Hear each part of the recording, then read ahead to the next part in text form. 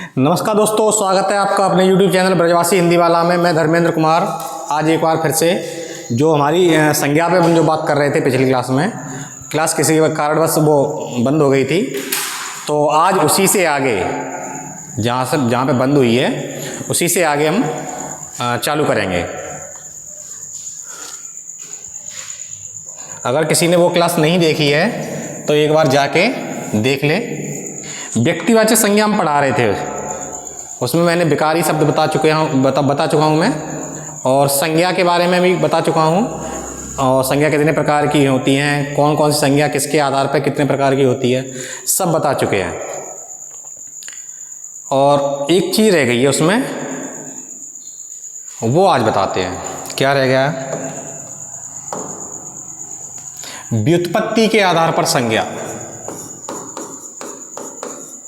व्युत्पत्ति के आधार पर संज्ञा के भेद। व्युत्पत्ति के आधार पर संज्ञा के भेद 3 प्रकार की होती है। संज्ञा कितने प्रकार की होती है? 3 प्रकार की। संज्ञा कितने प्रकार की होती है? उसमें पिछली क्लास में मैंने बताया संज्ञा 5 प्रकार की होती है। आधुनिक मान्यता के आधार पर संज्ञा 3 प्रकार की होती है। संज्ञा कितने प्रकार की होती है? तो 5 प्रकार की होती है। संज्ञा मुख्य रूप से कितने प्रकार की होती है? तो 3 प्रकार की होती है।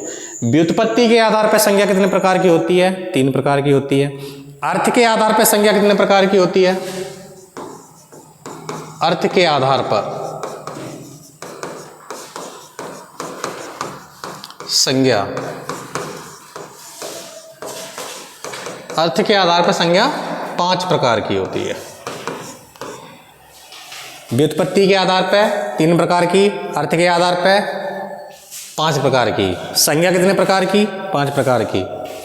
मुख्य रूप से संज्ञा कितने प्रकार की? 3 प्रकार की। ठीक है। और इसमें से व्यक्तिवाचक संज्ञा है वो हम बता चुके हैं। व्यक्तिवाचक संज्ञा पढ़ा चुके हैं हम। अगर किसी ने नहीं देखी है वो पिछली वीडियो, तो एक बार जाके उसको देख लें, तो व्यक्तिवाचक संज्ञा उसमें अच्छी तरह पढ़ाई है। तो इसके आगे हम आज जातिवाचक संज्ञा की बात करेंगे, और व्यक्तिवाचक में थोड़ी सी रह गई है कौन कौन सी संज्ञा और व्यक्तिवाचक संज्ञा होती हैं। मैंने उसमें बताया है कि नदियों के नाम व्यक्तिवाचक संज्ञा होते हैं। ऐसे ही आगे दिख रहे हैं क्या क्या? झीलों के नाम,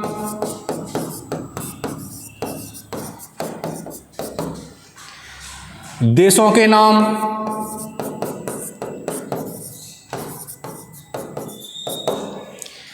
द्वीपों के नाम,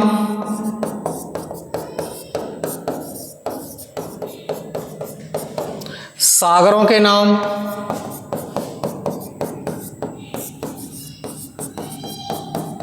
महासागरों के नाम,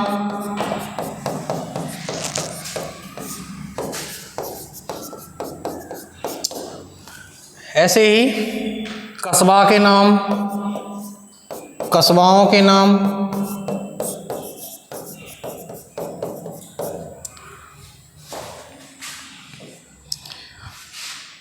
राज्यों के नाम,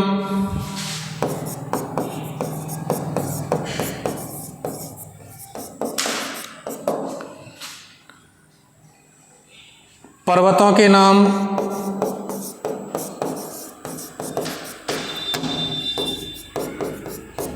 संस्थाओं के नाम,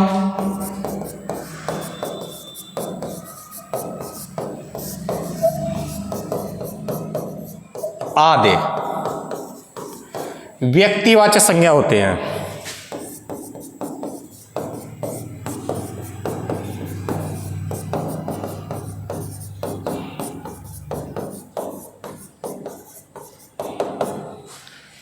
किसी का भी नाम हो, चाहे झीलों के नाम हो, नदियों के नाम हो, देशों के नाम हो, द्वीपों के नाम हो, महाद्वीपों के नाम हो, देशों के नाम हो, कस्बा के नाम हो, राज्यों के नाम हो, संस्था का नाम हो, पर्वत का नाम हो, किसी का भी नाम है तो वो संज्ञा है, वो व्यक्तिवाचक संज्ञा है, स्पेशल नाम है। एक का बोध कराए, जो संज्ञा किसी एक का बोध कराती हैं उन्हें व्यक्तिवाचक संज्ञा कहते हैं। ठीक है। दूसरी चलते हैं जातिवाचक संज्ञा।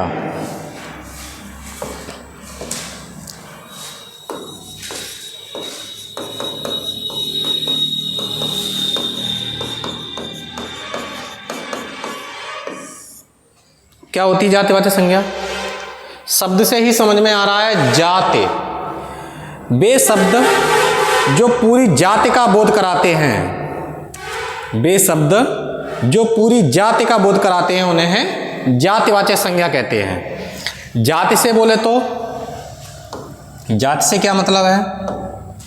जाति से मतलब है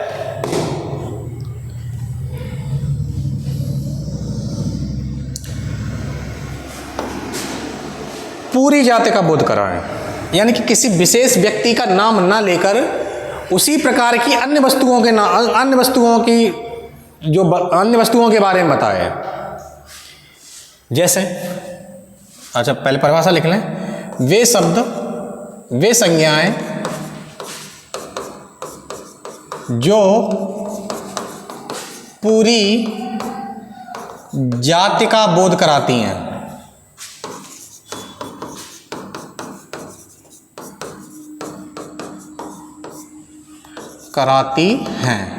उन्हें हैं जातिवाचक संज्ञा कहते हैं।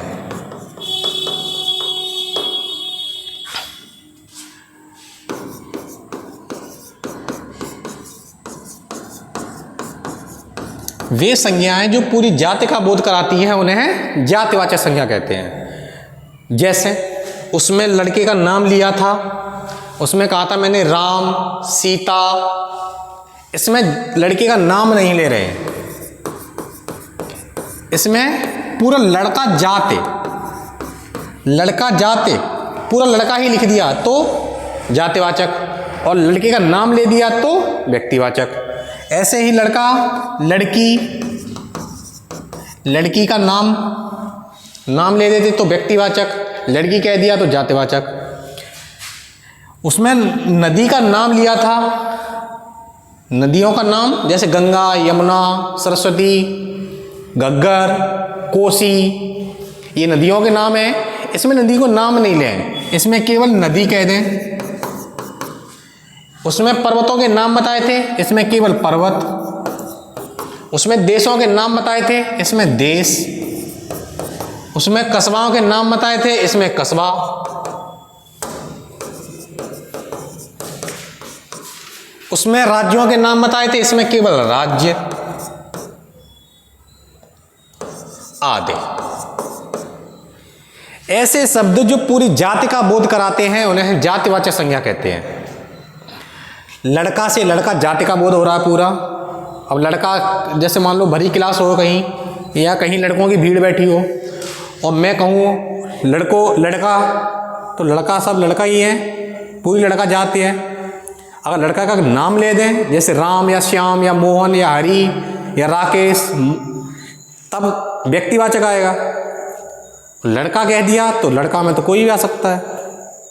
ऐसी लड़की हो, लड़की कोई सी हो सकती है। नदी, कोई सी नदी हो सकती है। झील, कोई सी झील हो सकती है। देश, पर्वत, कोई सा देश, कोई सा पर्वत, कोई सा कस्बा, यानी कि पूरी जाति का बोध कराते हैं उन्हें। ऐसे पशु कह दें, पशु, तो पशु जाति का बोध करा रहे हैं। पक्षी कह दें, पक्षी जाति का बोध करा रहे हैं। हाँ? ऐसे ही ग्रह कह दें, अब पता ही नहीं कौन से ग्रह के बारे में बात कर रहे हैं, तो केवल ग्रह, पूरी ग्रह जाते हैं।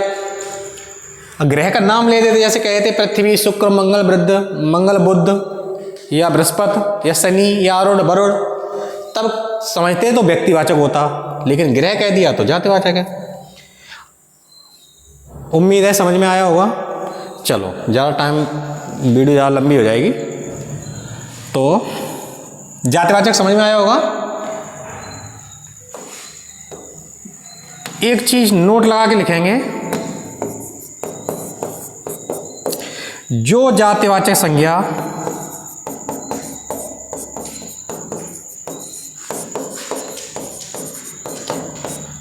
एक का बोध कराए,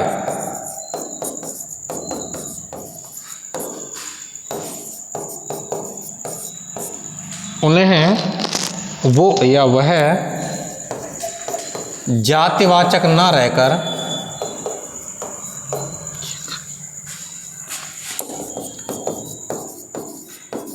व्यक्तिवाचक संज्ञा बन जाती है।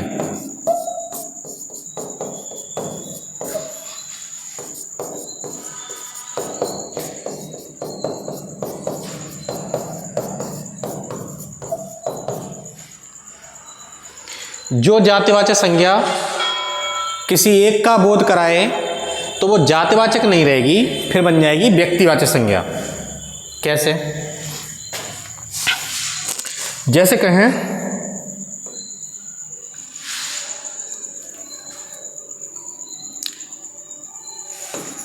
पंडित जी देश के पहले प्रधानमंत्री थे।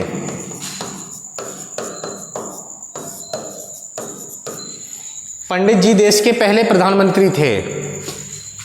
अब पंडित जी हैं, वैसे तो जाति है, वैसे क्या है, पंडित जाति होती है, वैसे तो पता नहीं कौन से पंडित जी हैं, लेकिन कहा जा रहा है कि ये एक के बारे में बता रहे हैं कि पंडित जी, कौन पंडित जी? पंडित नेहरू जी, जवाहरलाल नेहरू।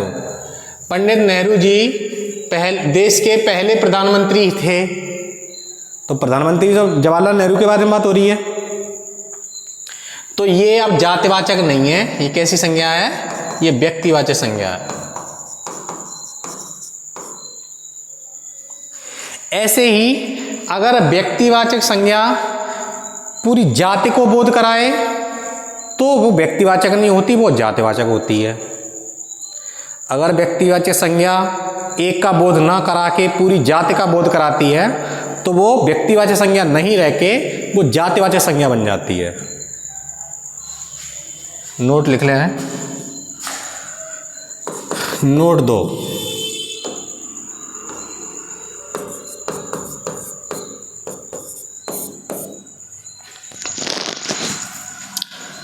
यदि व्यक्तिवाचक संज्ञा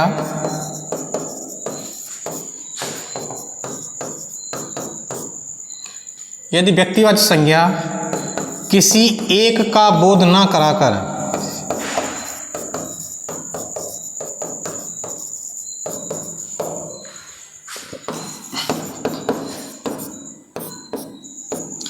पूरी जाति का बोध कराती है